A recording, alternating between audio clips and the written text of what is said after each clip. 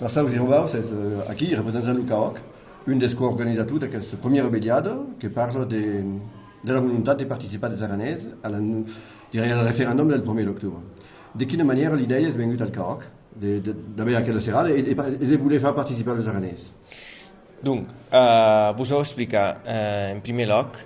El CAOC elaborèc l'any passat, en 2016, un document d'anàlisi des dels anys de l'oficialitat de l'occità en Catalunya i també amb les perspectives de futur l'agens era nova república segons el CAOC.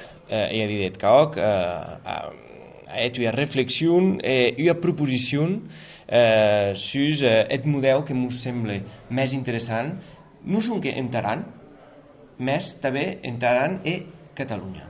I aquest model, finalment, és el model d'una república binacional.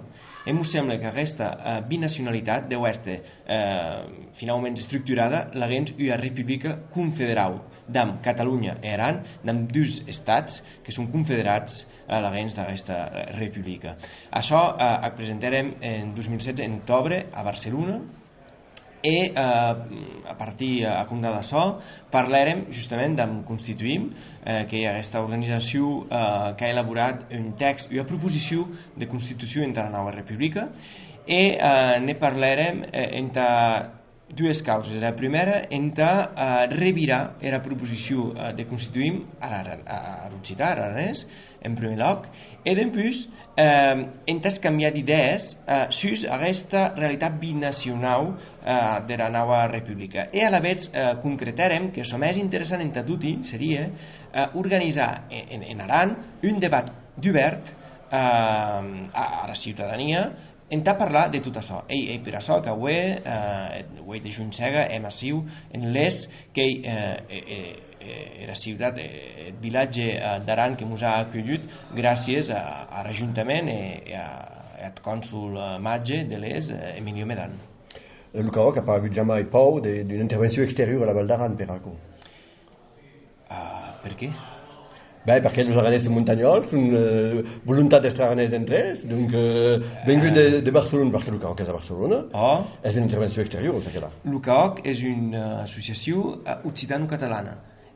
El que vol dir és que dins el CAOC hi ha de catalans del sud, hi ha de catalans del nord, hi ha d'occitans del nord i també hi ha d'occitans del sud, és a dir, finalment, d'aranesi.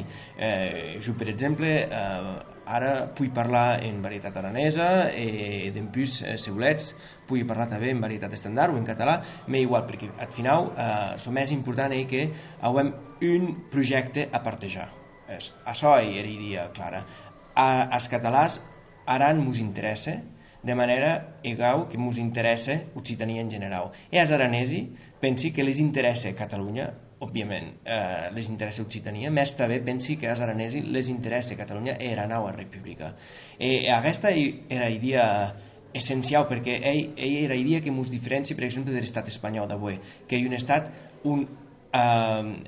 incapable de partejar els interessos de Madrid i dels interessos centralistes.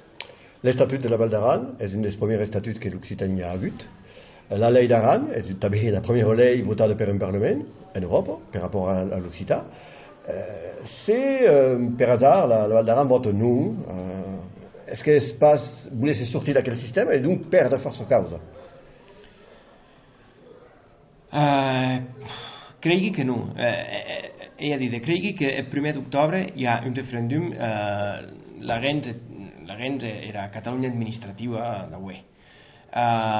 Si el referèndum de manera general guanya era, cal començar el processos constituent de la nova república. L'agens aquest processos és un Aran deu exprimir el son desir, deu exprimir la seva voluntat política d'este caucarrent. I si aquesta voluntat política és demorar l'agens de l'estat espanyol, la nova república absolutament ha de respectar aquest desir.